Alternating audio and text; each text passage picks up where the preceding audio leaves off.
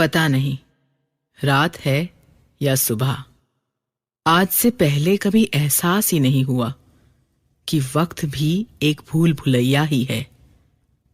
डर या फिर कल्पना या फिर सिर्फ अंत का इंतजार। क्या कर रही हूं मैं? क्या हार मान गई हूं खौफ से? लेकिन जो दिखता ही नहीं, सिर्फ महसूस होता है, उससे कैसे लड़े? आज भी रोज की तरह सुबह 7 बजे उठ गई थी मैं। दूध वाला, कचरे वाला, बाई, पेपर, नाश्ता, मेरे हस्बैंड रोहित का ऑफिस जाना, सब कुछ हर रोज की तरह ही था। बस आज रोहित को थोड़ा जल्दी निकलना था। रात ही पता चला था कि उन्हें दिल्ली जाना पड़ेगा। प्रिया, यार तुमसे कितनी बार कहा है, प्लीज मेरे सॉक्स एक साथ रखा करो। मैंने हंसते हुए कहा, सॉक्स तो एक ही साथ होते हैं, लेकिन अगर फिर भी 2 अलग कलर्स पिक करोगे तो मैं क्या कर सकती हूँ? रोहित भी इरिटेट होते होते हंसने लगे। रोहित ने जल्दी जल्दी नाश्ता किया। मैं उन्हें छोड़ने दरवाजे तक गई और जैसे कि रोहित की आदत है, मुझे डोर पे ही खड़े होकर गुड बाय किस करने लगे। रोहित कोई देख लेगा, ऐसे अच्छा नहीं लगता। क्यों? अपनी वाइफ को ही तो किस कर रहा हूँ ना, पड़ोसी की वाइफ को तो नहीं। अगली सोसाइटी मीटिंग में देखना, यही पड़ोसी आपकी कंप्लेंट करेंगे। तभी अचानक से हमारे सामने वाले फ्लैट का दरवाजा बंद हुआ। कोई खड़ा था वहां। हम दोनों चौंक गए। लगता है सामने वाले फ्लैट में शिफ्ट हो गया कोई। लेकिन कब शिफ्ट हुए? अभी तो सुबह के 8 ही बजे हैं। कल रात को शिफ्ट हुए क्या? जब भी हुआ होगा प्रिया, तुम भी ना कितना शक करती हो। चाय वाय को पूछ लेना प्लीज अपने नए पड़ोसियों से। हाँ, अभी पूछती हूँ। ओके, बाय बाय, रात को मिलते हैं। आउच! अरे क्या हुआ? संभाल के, पैर फिसल गया क्या? पता नहीं, लगता है कुछ गिरा हुआ है। क्या है? हाँ, ये क्या? लाल रंग, गुलाल है क्या? अच्छा छोड़ो ना, होगा कुछ। प्रिया बाय बाय बाय। मैंने रोहित को लिफ्ट के अंदर जाते हुए देखा और फिर मैं भी अपने फ्लैट में अंदर चली गई। किचन में चाय बनने रखी ही थी कि शांताबाई की आवाज सुनाई पड़ी। अरे ये क्या है भाभी? क्या? मैं जल्दी जल्दी बाहर की तरफ गई तो देखते ही हैरान रह गई। पूरे फर्श पे लाल पैरों के निशान थे।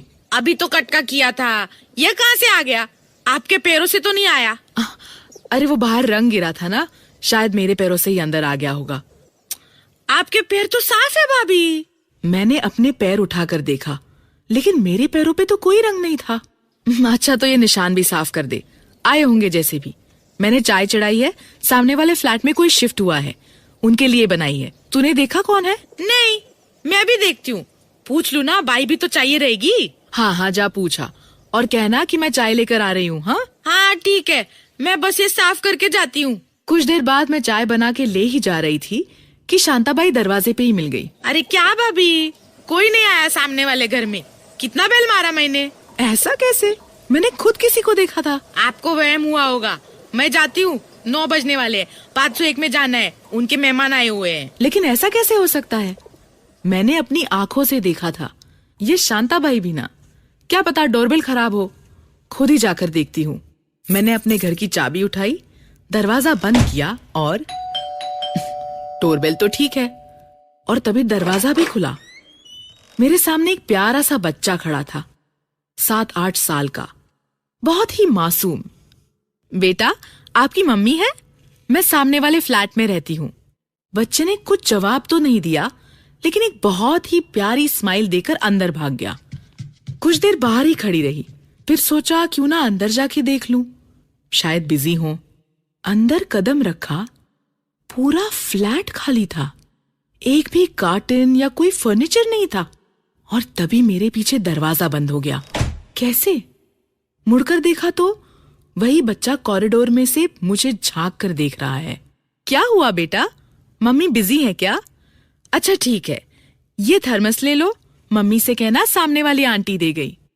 बच्चा कोई जवाब ही नहीं दे रहा, बस वहीं खड़ा मुझे देखे जा रहा है। बच्चा सच में बहुत ही प्यारा है, लेकिन पता नहीं क्यों अब मुझे थोड़ी घबराहट हुई। लगा यहां से चली जाऊं। बच्चे की तरफ थर्मस बढ़ाया, लेकिन वो बस वहीं खड़ा मुझे एकटक घूरता ही जा रहा है। वही मुस्कान लिए हार के मैंने थर्मस वहीं फर्श पर रखा। पलटी कि दरवाजा खोल के अपने घर जाऊं। और अचानक मुझे एहसास हुआ, मई का महीना है पर फिर भी इस घर में अजीब सी ठंडक है।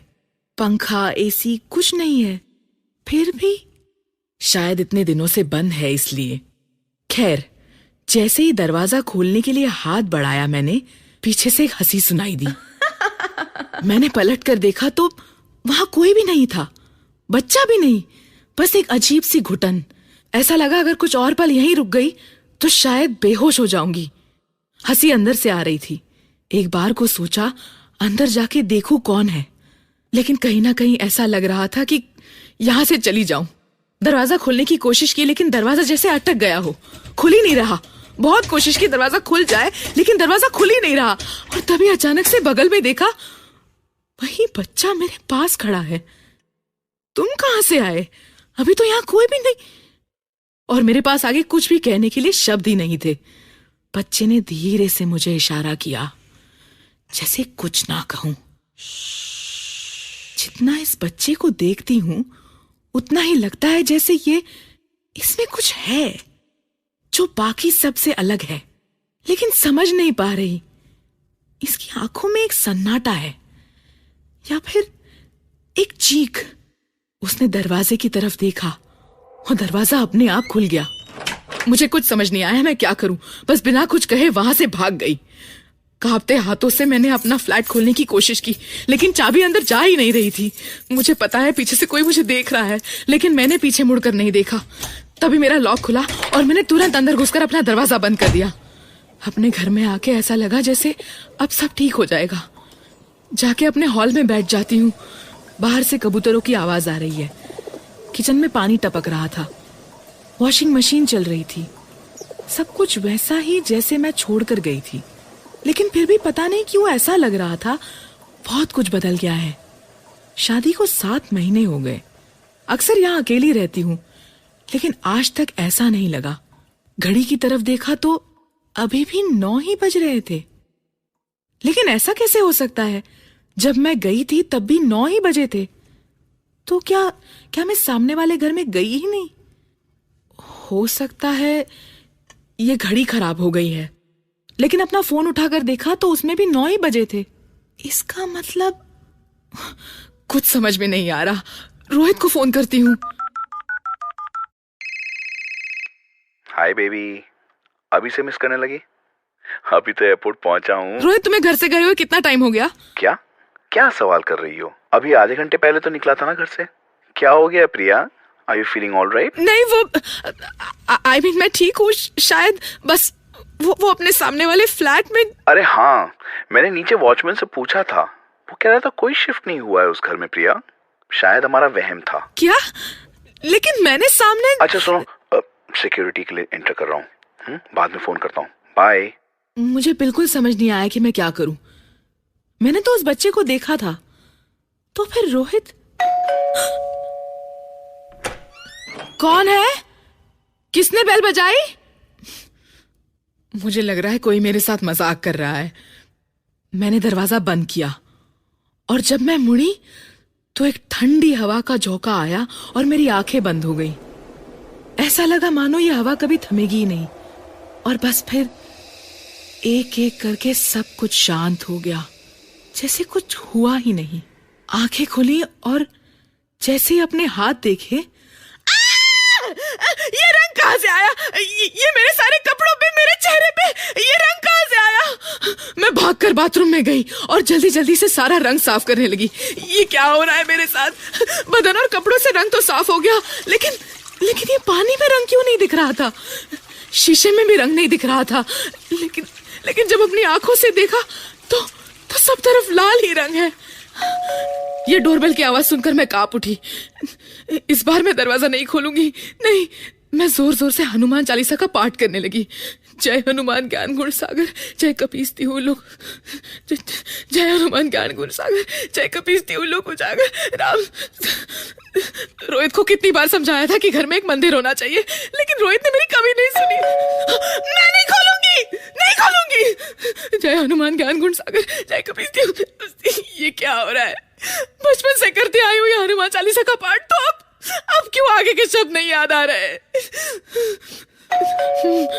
हाँ, मैं दरवाजा नहीं खोलना चाहती, लेकिन उठो, किसी को फोन करके बुला लूं। पर किसे बुलाऊं? पुलिस को? हिम्मत करके मैंने इंटरकॉम से वॉचमैन को फोन किया।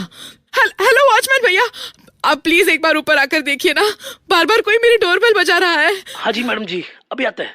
मुझसे कुछ भी नहीं हो रहा। अब चाहती हूँ जाके अपना चेहरा टॉवेल से पोंछ लूं, लेकिन मुड़ के देखने की हिम्मत नहीं हो रही है। और तभी डोरबेल बजी। कौन है?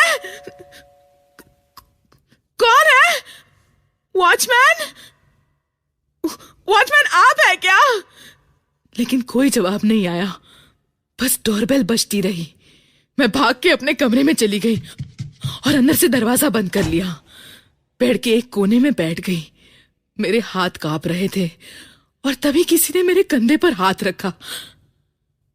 मुड़ के देखा तो वही बच्चा मेरे पास बैठा है, वही बच्चा जो सामने वाले फ्लैट में, और वो बहुत ही प्यार से मुस्कुरा रहा है।